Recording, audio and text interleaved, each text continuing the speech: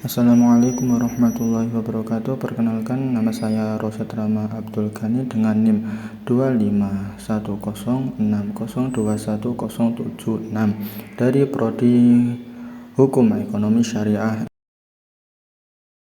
Di kesempatan ini saya akan melengkapi tugas UAS ke-NU-an yang diampu oleh Ibu Ummu Jauharin Farda MPD dengan keterangan menjawab 5 soal saja dari 10 soal yang tersedia dengan jelas.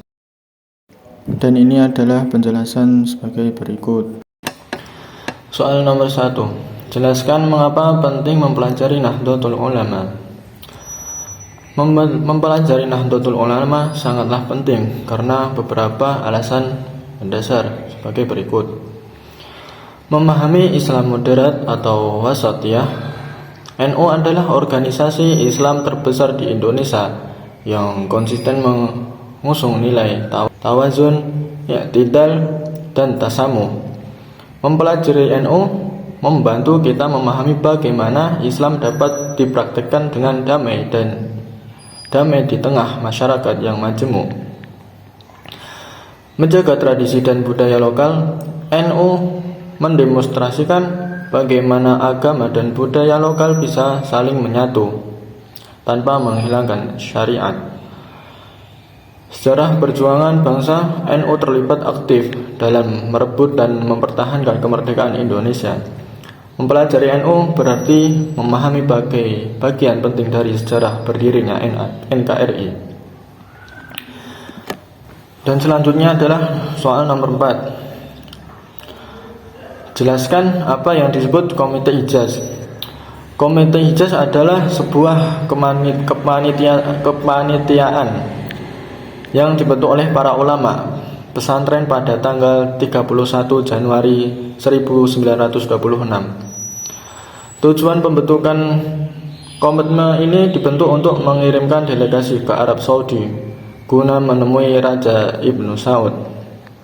Misi utamanya adalah meminta penjaminan kebebasan bermazhab, yaitu 4 mazhab, Hanafi, Maliki, Syafi'i, dan Hambali, serta perlindungan terhadap situs-situs sejarah Islam agar tidak dibongkar oleh penguasa baru Arab Saudi yang beraliran Wahabi.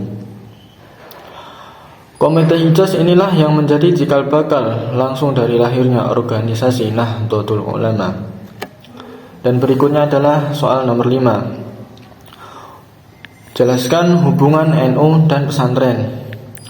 Hubungan antara NU dan pesantren digambarkan bagaikan dua sisi mata uang yang tidak dapat dipisahkan atau seperti roh dan jasad.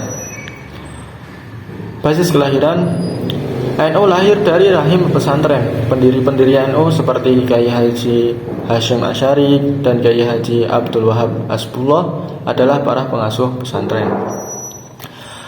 Karakter dan tradisi. Seluruh sistem nilai, tradisi intelektual, metode pengembalian hukum atau fikih bermazhab, hingga struktur kepemimpinan posisi dewan syariah yang diisi oleh para ulama atau kiai. Di dalam NU diambil langsung dari kultur pesantren.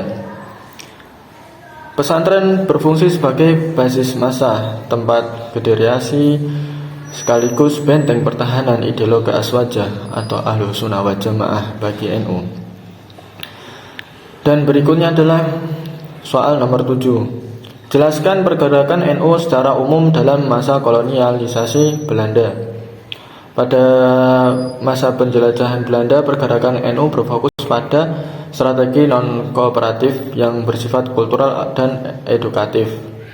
Perlawan kultural, NU menolak meniru gaya hidup kolonial, misalnya mengharamkan berpakaian jas dan dasi ala Belanda saat itu sebagai bentuk penolakan mental identitas penjajah.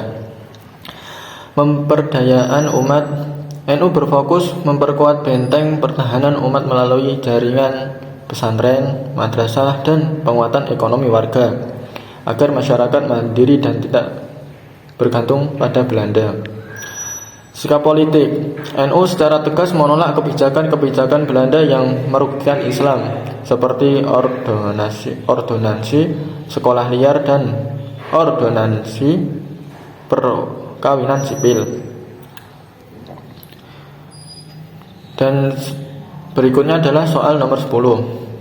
Jelaskan arti penting resolusi jihad yang disampaikan Kiai Haji Hasyim Asy'ari. Resolusi jihad yang dicetuskan oleh Kiai Haji Hasyim Asy'ari pada tanggal 22 Oktober 1945 memiliki arti penting yang luar biasa bagi kedaulatan Indonesia. Legitimasi keagamaan untuk membela negara.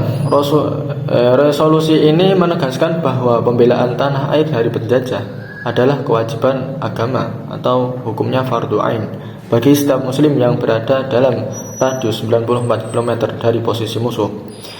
Pemicu peristiwa 10 November, fatwa ini berhasil membakar semangat juang para santri, ulama dan pemuda di Surabaya dan sekitarnya yang memuncak pada pertempuran dahsyat 10 November 1945 melawan pasukan sekutu. Tanpa resolusi jihad, mobilisasi massa secara masif untuk mempertahankan proklamasi 17 Agustus 1945 kemungkinan besar tidak akan sebesar dan sekuat itu pada masa itu. Peristiwa inilah yang kini diperingati sebagai Hari Santri Nasional.